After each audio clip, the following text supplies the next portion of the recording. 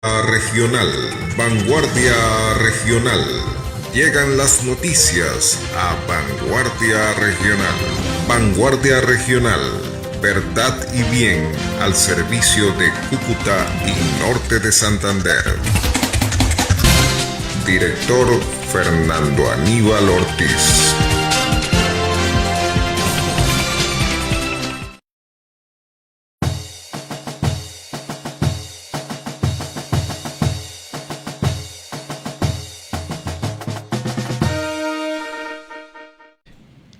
Televidentes, muy buenos días.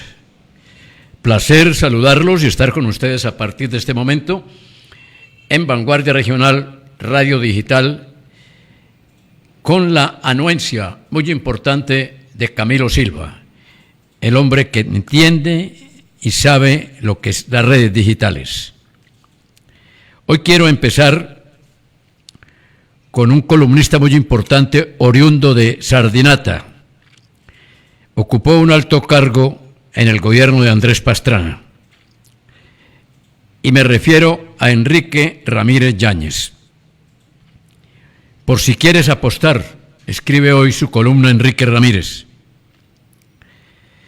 Muchos destacados intelectuales colombianos y algunos modestos aficionados, como el suscrito, tenemos la lengua ampollada tratando de advertirle a nuestros compatriotas sobre el peligro que representa para nuestra forma de vida, para nuestra libertad, para nuestra democracia, el eventual triunfo de Iván Cepeda, que no es, como creen ingenuamente algunos de sus seguidores y los políticos profesionales que lo acompañan, creyendo que la piñata presupuestal seguirá un simple continuador de Petro. No, se equivocan, y se equivocan de manera grave, porque a diferencia de Petro, que al fin y al cabo no es más que un ordinario aprendiz de dictador, un populista barato, sin sustento ideológico, que ama el poder por el poder, sin capacidad ninguna de transformar la sociedad, que solo es eficiente haciendo daños. Cepeda es un tipo frío, austero, metódico, que desprecia los lujos burgueses, los zapatos Ferragamo, la chaqueta de $8,000, las bacanales que tanto apasionan a Petro. Formado intelectualmente en los más fanáticos centros de pensamiento marxista, lleno de odio y dispuesto a imponer en este desafortunado país un régimen comunista de manual. Lo peor del comunismo no es la represión contra todos aquellos que se atreven a pensar diferente, porque en su esquema mental no caben las libertades individuales. Hay algo peor. El comunismo no es una ideología política, sino una religión cuya Biblia es el marxismo y, como para todos los fanáticos religiosos que en el mundo han sido, la hoguera es su principal instrumento de redención. Es sabido, por ejemplo, que cuando se inició el régimen comunista en China, prohibieron enseñar la teoría de la relatividad de Einstein, porque era contraria al credo marxista, el dogma contra la ciencia. Y en la Rusia soviética, el más importante de sus genetistas fue encarcelado porque sus experimentos para mejorar la calidad de las semillas de trigo eran incompatibles con la nueva religión, cuyos pontífices consideraron que la genética era incompatible con la dialéctica marxista.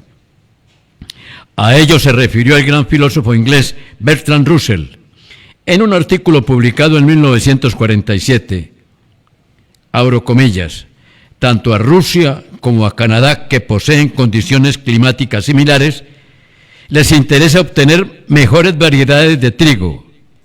En Canadá, este objetivo se persigue realizando experimentos. En Rusia, por medio de la interpretación de las escrituras marxistas. Sobra advertir, por si algún cepedista no lo entiende, que en ambos casos, en el chino y en el ruso, el desconocimiento de las realidades científicas les costó varias décadas de atraso, de hambre y de brillantes mentes desperdiciadas por revisionistas, que es el delito capital en los sistemas comunistas. No hay en la historia de los 2 últimos siglos un solo caso de éxito en la aplicación del modelo comunista. Y no me salgan con el cuento de China, porque ese país hace muchos años dejó el comunismo atrás y hoy es una brutal dictadura que esclaviza a sus ciudadanos y los obliga a someterse a un sistema mercantilista que produce grandes ganancias a costa de los trabajadores que viven en la pobreza. Quizás la mayor tragedia del mundo moderno consiste en que cada generación aparecen unos cuantos depredadores ideológicos pregonando que el socialismo fracasó en el pasado porque no fueron ellos los que dirigieron los procesos. Y siempre encuentran a unas masas ignorantes dispuestas a dejarse manipular. Eso es lo que producen tiranos como los Castro, los Maduros y los Ortega. Y los Cepeda, si usted cree que puede jugar con su futuro y el de su familia apostándole a experimentos totalitarios. Enrique Ramírez Yáñez. Por eso le dimos curso en el día de hoy aquí en Vanguardia Regional y Radio Digital HRB. Hoy además nuestro menú noticioso tiene al gobernador del Departamento Norte de Santander en una labor muy buena realizada por un muchacho de Ocaña que se ganó un viaje a España para ofrecer, óigase bien, el tema del café que se produce en Norte de Santander. Aquí está el gobernador y este muchacho comprometedor, un hombre importante, juventud, que tiene Norte de Santander para la exportación. Y el café, veamos pues lo que el gobernador recibió en su despacho a este muchacho ocañero. Bueno, Gober, ya estoy listo para viajar. Willington, cafetero de la zona rural de Ocaña, viaja a Valencia, España, con un emprendimiento verde. Bueno, Willington, nos vamos.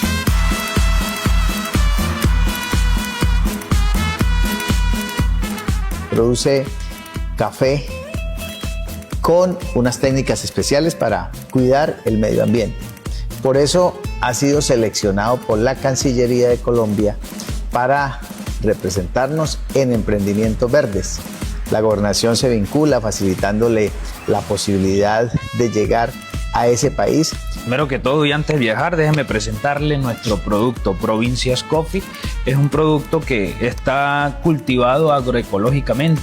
Nosotros estamos aprovechando y reconociendo pues todas las buenas prácticas que debemos tener en el manejo, en el cultivo. Tenemos cultivos agroforestales, además los desechos como la pulpa, el café, los mucílagos, los estamos convirtiendo en producción de gas para el mismo sostenimiento de la finca y también en producción de abonos orgánicos. Bueno, vamos a entregarle todos los tiquetes, Willington, porque aquí con el secretario de Ambiente queremos hacerle entrega de su tiquete. Willington, y estamos impulsando nuestra marca región.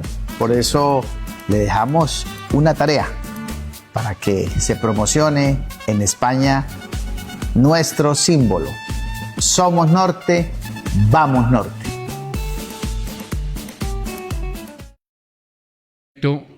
De la gobernación y el ocañero que viaja a Valencia, España, a mostrar lo que producimos en esta región del país. Norte de Santander es grande a nivel nacional. El comentario del día, o 2 comentarios tenemos hoy. Seguimos insistiendo en el tema de las tarifas de taxis y la no promulgación por parte de Jorge Acevedo con el decreto sobre el cobro por parte de los señores taxistas de la capital del departamento. Nos parece un exabrupto que el gremio de los carros amarillos obren a la ligera en el cobro de la llamada carrera, entre comillas. Servicio que no hace 4 meses. La carrera mínima en Cúcuta era de 8.000 pesos. Pero no se sabe, Jorge Acevedo, ¿por qué después de estos 4 meses los señores taxistas montaron el cobro mínimo a 12.000 pesos y hasta 15.000, según el marrano que utilice sus servicios. Eso está mal, alcalde, pero muy mal. Y alguien dice, al arrimo del enfermo, come el alentado. Los señores buceteros, ni cortos ni perezosos, también le dio por aumentar el costo del servicio en 200 pesos en la ruta a los patios. Es decir, se había estipulado 3.400 pesos. Ahora el usuario debe pagar 3.600 y va para los patios, porque a los señores buceteros les dio la gana de ponerle 200 pesos más, y así no es la cosa.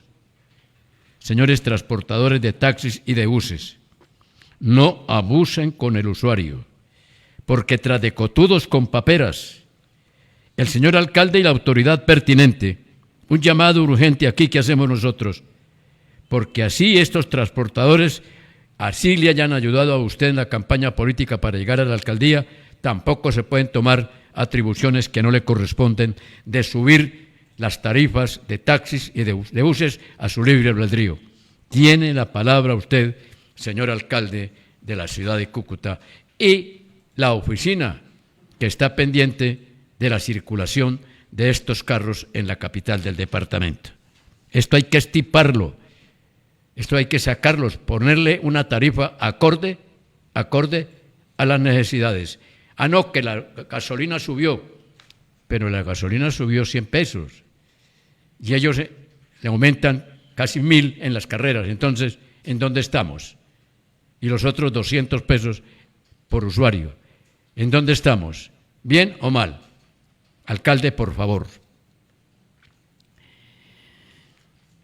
La gente de Villa del Rosario se pregunta, ¿qué tiene de bueno la alcaldía del municipio histórico? ¿Qué tiene de bueno que hay tanto aspirante en Villa del Rosario? Alguien dijo, no, usted se equivoca, Fernando Aníbal, es muy buena la alcaldía. Si no, pregúntenle a Socha, si pregúntenle a Caballito, si no, pregúntenle a Pepe Ruiz, que han sido alcaldes. Socha 3 veces, Pepe una vez, y el otro también una vez, Caballito. Pero en lo que estuvieron, vaya, miren ustedes a ver cuál es el producido de ese baloto, de esa lotería en la alcaldía del municipio histórico. Es impresionante la cantidad de aspirantes, impresionante. Y uno pregunta, ¿en dónde está el adelanto del municipio histórico? ¿Qué han hecho los alcaldes por el municipio histórico? Son tan de buenas que les correspondió estar en límites con Venezuela y que al gobierno nacional y al gobierno departamental le interesa tener unas vías de acceso a Villa del Rosario comprometidas. Por ejemplo, lo que el gobernador y el exgobernador Silvano Serrano hicieron ahora con la construcción del centro de convenciones Virgilio Barco. Pero eso no es de alcaldes. Eso es un producto de la ubicación del municipio. Pero Villa del Rosario, la alcaldía, la municipalidad, 0 pollito, 0 huevito. Allí no hay nada. ¿O sí hay? Pregunto. ¿O sí hay en Villa del Rosario? Pregunto. ¿Por qué tanto aspirante? Hay más aspirantes que en Cúcuta. Por lo menos están, mire, le voy a dar los nombres. Nuevamente, Socha aspira. Camilo Suárez estaba ahí. Pepe Ruiz y especialmente Socha en 3 periodos. Y hoy volver a armar pólvora para aspirar. ¿Qué de bueno tiene la alcaldía de Villa del Rosario? ¿Qué de bueno tiene? Es una pregunta. Hay, si no estoy mal, 4, 8, 12, 15 aspirantes a la alcaldía del municipio histórico. 15 aspirantes, mínimo. Y los que faltan, dijo. Estamos en Vanguardia Regional, verdad y bien al servicio de Cúcuta y norte de Santander. En Vanguardia Regional, nosotros no buscamos la primicia, buscamos la verdad. Y por la verdad murió Cristo, pero no el congresista, ni el que aspira ahora a estar ahí en el gobierno de Cepeda, no, Juan Fernando Cristo ese no, ese es el malo. El parlamentario Daniel Briceño es noticia en Vanguardia Regional. Tiene un comentario sobre el asesinato de Miguel Uribe Turbay y los cómplices en este magnicidio. Aquí está Daniel Briceño. La paz total de Gustavo Petro asesinó a Miguel Uribe Turbay y esto lo tiene que saber todo el país. Miren esto. El señor Simeón Pérez Marroquín, conocido como alias El Viejo, fue condenado por el magnicidio de Miguel Uribe Turbay. En su confesión ante la fiscalía, él dijo que quien le había dado la orden de asesinar a Miguel Uribe Turbay era alias El Zarco Aldinever, quien es la mano derecha de alias Iván Márquez, quien además dirige la segunda Marquetalia de las disidencias de las FARC. Las disidencias de las FARC fueron esa burla al tal acuerdo de paz en donde varias personas, amigas como tal, tanto del presidente Gustavo Petro como del señor Iván Cepeda, y quienes fueron defendidos por ellos porque el señor Gustavo Petro decía que los habían entrampado y que por eso ellos no cumplían el acuerdo de paz, pues montaron una disidencia para seguir traqueteando y seguir delinquiendo. Pero miren esto. El señor alias El Zarco Aldinever, que es la mano derecha de Iván Márquez, recuerden ustedes, Iván Márquez, el mismo que llamaba al celular al señor Iván Cepeda, insistentemente durante la discusión de todo el tema del proceso de paz en el Congreso de la República. Miren esto, aquí está el decreto número 065 de 2024. Este decreto 065 de 2024, del 28 de febrero del 2024, allí, por medio de ese decreto, el señor Gustavo Petro nombró a José Aldinever Sierra Sabogal, tal como ustedes lo ven aquí, ese es el mismo alias El Zarco Aldinever, como gestor de paz y negociador. Entonces, la paz total tenía como gestor de paz, como negociador, decretado por el señor Gustavo Petro, a quien dio la orden de asesinar a Miguel Uribe Turbay. ¿Van captando lo grave que es esto?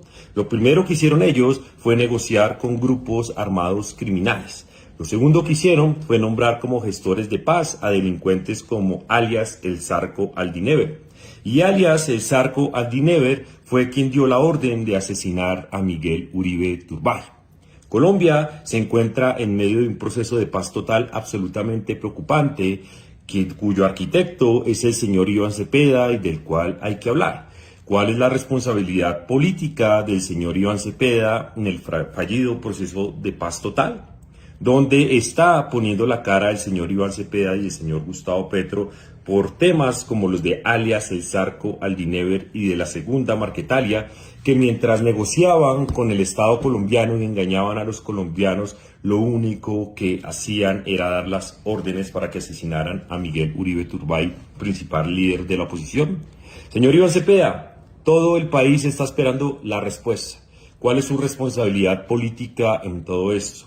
El proceso de paz total, del cual usted es el arquitecto, no se le puede olvidar, señor Iván Cepeda, es hoy el principal factor de asesinato del señor Miguel Uribe Turbay.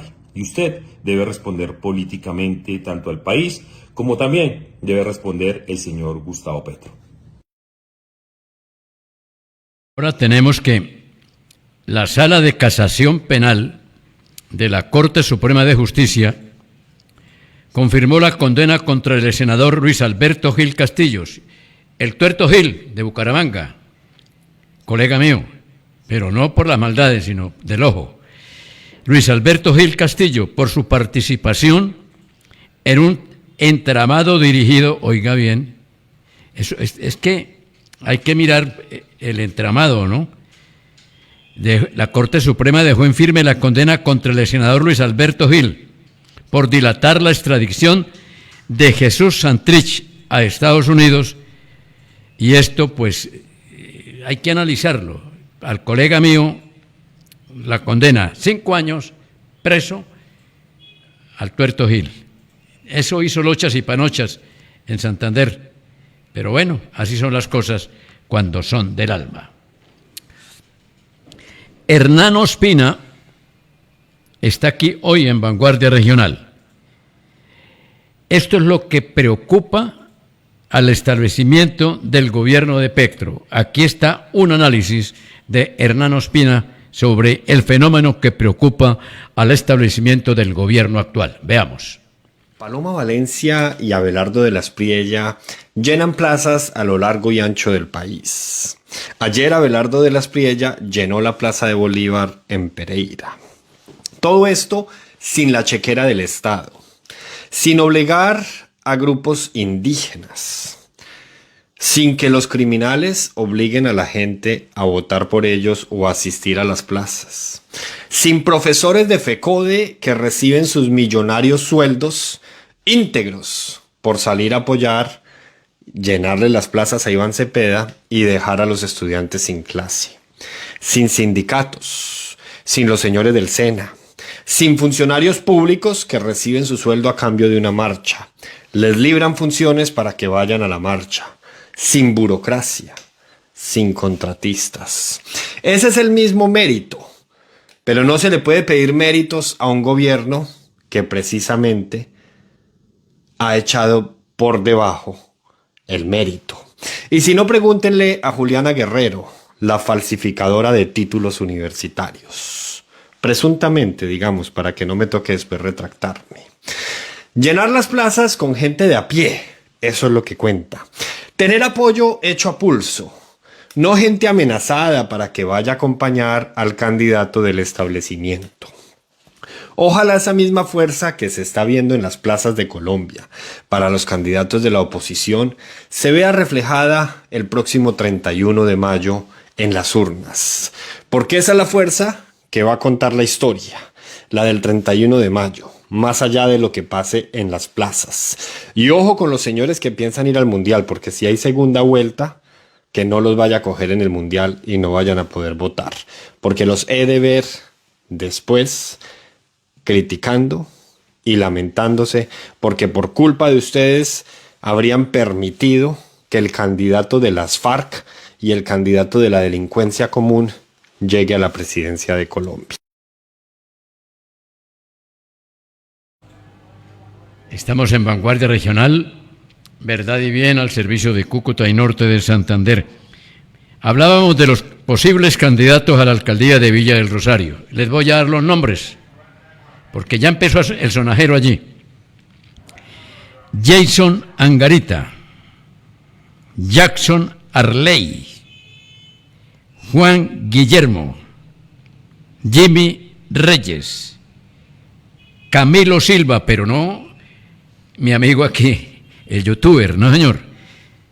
Está Duván Martínez, está Giovanni Montoya, está Salustiano Largo, alguien le dice Salustiano el Corto, le dicen. Igualmente está Diego Cárdenas, Carlos Socha y Gerson Suárez. 3, 7, 11 candidatos. ¿Qué tiene de bueno la alcaldía de Villa del Rosario? Ya empieza el sonajero allí en Villa del Rosario. El fallecimiento del doctor Germán Vargas Lleras dio para que se destapara algo importante en materia política próximas a las elecciones.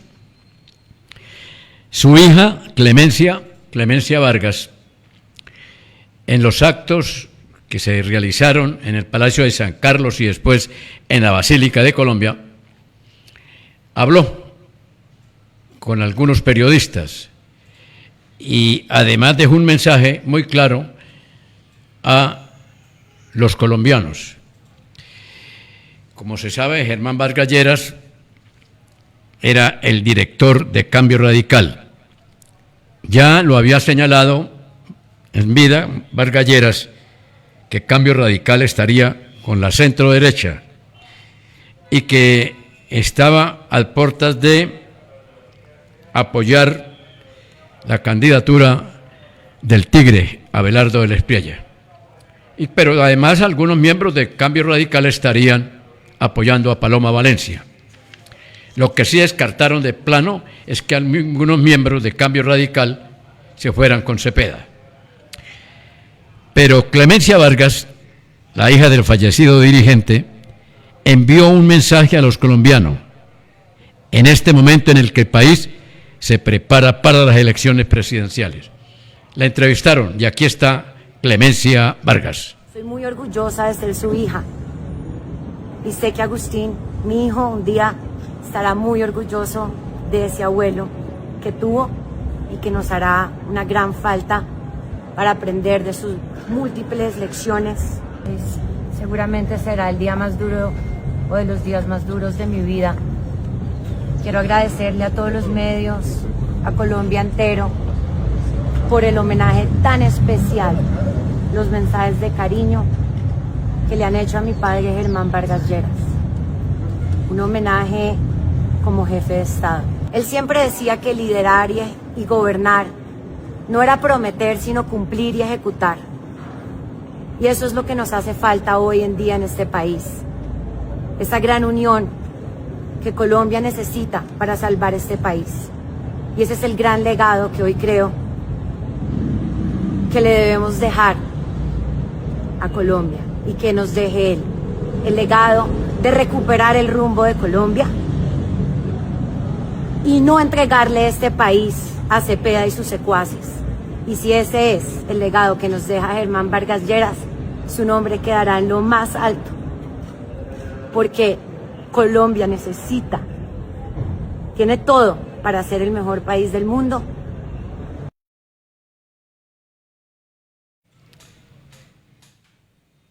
Clemencia Vargas, la hija del fallecido dirigente Germán Vargas Lleras. Mensaje claro y preciso a los colombianos. Nos vamos nuevamente para Villa del Rosario. Allí el Consejo hay un debate, porque es que en esta municipalidad la falta del agua es primordial. Hay una firma que se llama Aqualia. Esta firma Aqualia tiene una gerente, Leidis Quintero. Pero ¿qué pasa? Ella fue citada al Consejo de la Municipalidad Histórica del país, Villa del Rosario. Pero allá hay problemas del agua. Me acuerdo hace muchos años que el batallón de ingenieros acantonado en el norte de Santander, hicimos una visita con muchos periodistas y allí se demostró que en Villa del Rosario, en épocas pretéritas, era un gran lago y el batallón de ingenieros cavaron hacia el fondo, encontraron agua y se calcula que hay agua para 300 años, pero esa agua no es buena directamente para el consumo humano. El agua ahí, pues, que se perfora, es muy alcalina, hay que someterla precisamente a hervirla para hacerla directamente para el consumo humano, pero hay agua para 300. Ayer era un gran lago, antes de que volviera esto, hace más de 300, y hay más de 300 años, hay agua ahí, en esos lugares. Eso era un gran lago. Pero bueno, esto es historia, lo que estoy contándoles. Pero Leidis Quintero es la directora o la gerente de Aqualia.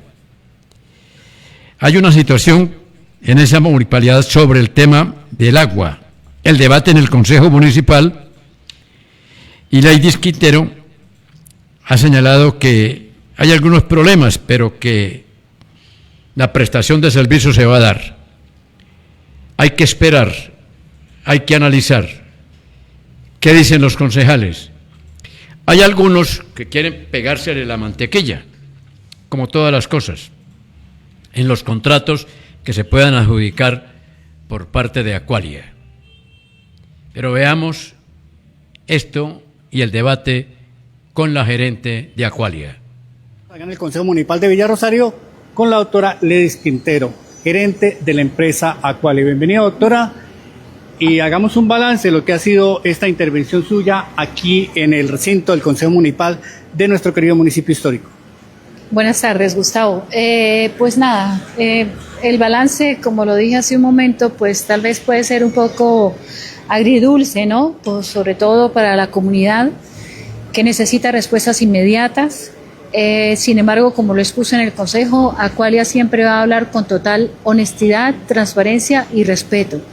En ese sentido, yo creo que hoy sí logramos tener un avance significativo en el sentido de comprender cuál es el alcance, cuáles son las competencias, cuáles son las obligaciones y las responsabilidades de Aqualia como operador del servicio bajo el contrato 062 y cuáles son las responsabilidades y competencias de los demás actores de la administración municipal para garantizar un buen servicio de acueducto de alcantarillado. Yo creo que tuvimos un muy buen avance en eso, muy buena voluntad por parte del Consejo Municipal. De hecho, el resultado es la conformación de una comisión especializada para ahondar en estos temas de acueducto y alcantarillado, que es muy bien recibida por parte de Aqualia y estaremos prestos a brindar la información que nos soliciten. Doctora, pues, con todo respeto, la gente aquí en el municipio de Villarosario está muy conforme por la prestación del servicio que lleva la empresa.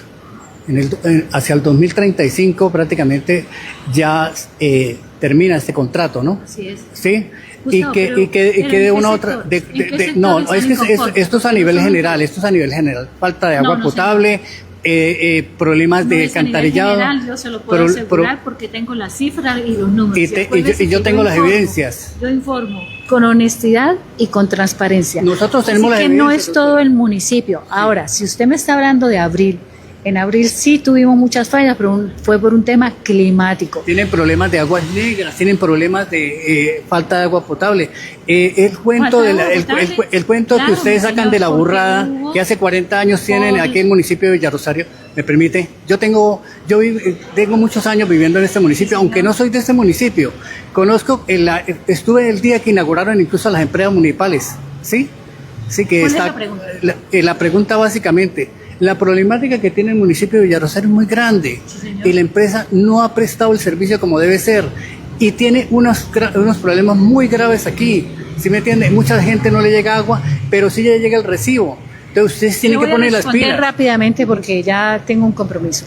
Sé que usted no me iba a querer dar entrevista, que solamente a los medios de comunicación, Notivilla, Diario Sucesos y esto, Villa Noticias, Metro TV y Notivilla, Diario Sucesos, Villa Noticias y Notivilla no le iba a dar a mí no me iba a dar declaraciones. Yo no necesito un contrato para que usted me hable, doctora, simplemente y llanamente. Uno tiene que ser respetuoso. Mire, le agradezco que no. Han ido en preguntas inocuas los colegas en Villa del Rosario. Hay que preguntar, ¿sí hay cumplimiento para entregar agua? Es la pregunta, es que no, que tal, que mire, que tal, no. ¿Van a cumplir con el agua o no? Claramente, ¿qué hay para eso? Pero se ponen un poco de preguntas ahí que no conducen a nada. Ahí la colocan sobre la pobre gerente, doña, ¿qué? ¿Cómo es que se llama? Ledis. Daniel Briceño le responde a los abogados que cuestionan o que lo cuestionan por los comentarios e investigaciones que viene haciendo sobre los dineros que reciben del gobierno del inquilino de la Casa de Nariño. Daniel Briceño está aquí. Veamos y escuchemos. Escuchen a uno de los abogados más cuestionados de la historia de Colombia. Vean eso. Doctor Montealegre, en estas horas más recientes, RTVC Noticias ha interpuesto el sistema de medios públicos una denuncia en contra del concejal y congresista electo Daniel Briceño. ¿En qué consiste la misma y por qué hechos, doctor? Mire, resulta que el señor Daniel Briceño cometió una probable falsedad documental. En materia penal hay un concepto muy amplio de documento y... Probable falsedad documental. Ya comenzó RTBC desesperado, primero por nuestras denuncias constantes al señor Holman Morris y segundo por estar revelando cuánta plata se está ganando el señor Montealegre con el gobierno Petro a perseguirnos a través de las vías judiciales. Pero entonces a las denuncias soportadas en documentos el señor Montealegre le llama presuntos fraudes documentales y falsedades documentales. Pero tengo que decirles desde aquí y aprovechar esta pantalla para darle este mensaje al señor Eduardo Montealegre. Mire, señor Montealegre, usted es uno de los abogados más cuestionados de la historia de este país. Sus nexos con varios escándalos de corrupción, politiquería, pero sobre todo el desprestigio de su labor como abogado, y sobre todo como abogado externadista, universidad de la cual yo también salí, es una absoluta vergüenza para Colombia, para todos los que algún día vieron clase con usted, pero también para todo el país entero. Usted, señor Montealegre, el que se está craneando la constituyente del señor Gustavo Petro, el que está detrás de una serie de escándalos, pero también usted, el que vende la conciencia jurídica, el que vende literalmente los conceptos jurídicos por plata, por contratos, no me va a venir a intimidar. Y el otro, el señor Holman Morris, uno de los políticos más desprestigiados de Colombia, metido en escándalos de corrupción. Herman Morris, ese es el de RTBC, periodista de cabecera del gobierno de Petro. Dios me comulgue. Herman Morris, ¿es tal Morris? Benditos, yo lo conozco. Los contratistas de Petro, los contratistas de Morris, el de RTBC, se enfadan porque los critican, pero ellos sí pueden criticar. María Andrea Nieto está aquí con un informe sobre ese tema, porque es que la política actualmente en el país, con la presidencia del inquilino de la Casa de Nariño, se ha convertido en una pelea de perros y gatos que no conducen a nada, sino al que Colombia se estanque, que es lo que quieren los izquierdosos en este país. Veamos lo que dice María Andrea Nieto. Y resulta que al guache de Levi Rincón se le convirtió en costumbre agredir a la gente que no está de acuerdo con él, a la gente que no le gusta, a la gente que lo increpa, que lo cuestiona por hacer parte de un gobierno que se ha dedicado a destruir de manera sistemática y absolutamente planificada la institucionalidad de Colombia, a quebrantar la escala de valores, como por ejemplo los antivalores que representa el propio Levi Rincón, a quien no le importa insultar a las personas a través de sus redes sociales.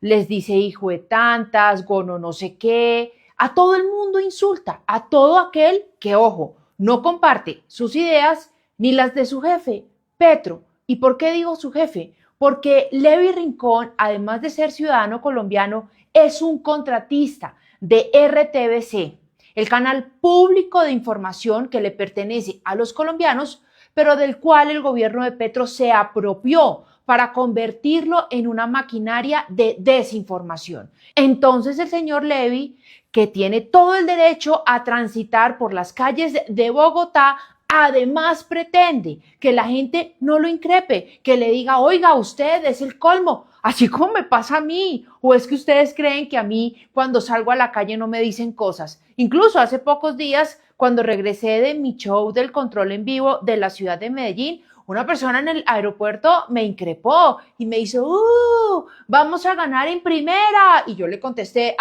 si ganan en primera es porque se roban las elecciones.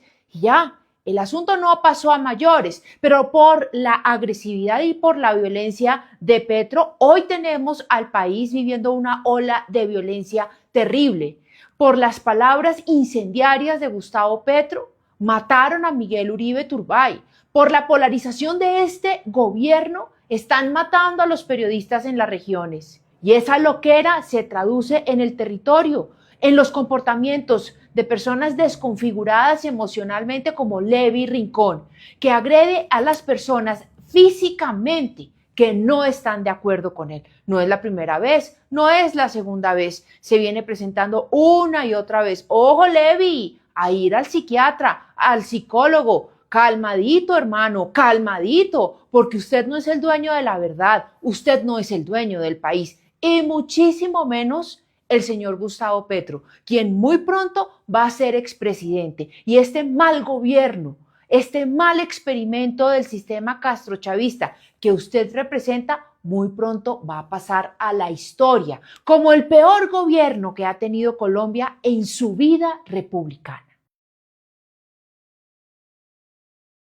De hoy, la alcaldía de San José de Cúcuta informa que la emergencia en la institución educativa Francisco de Sales, atacado por las abejas, ya fue atendida. El Cuerpo de Bomberos Voluntarios de Cúcuta y apicultores especializados atendieron la situación. Se dispusieron correctamente las abejas, garantizando la seguridad de estudiantes, docentes y personal. Se agradeció a las personas y medios de comunicación por difundir informaciones imprecisas y se invitan a consultar siempre a la autoridad oficial. Se había dicho que había una situación delicada, pero no, ya se atendió. La alcaldía acaba de informar sobre el particular, sobre el ataque de las abejitas. Las abejas no atacan si no las atacan. Así de sencillo y así de claro. La técnica, el sonido y la claridad en la información la tiene Camilo Silva. Las noticias con este servidor y Aníbal Ortiz. Muchas gracias, muy amables y hasta mañana si Dios nos tiene con vida.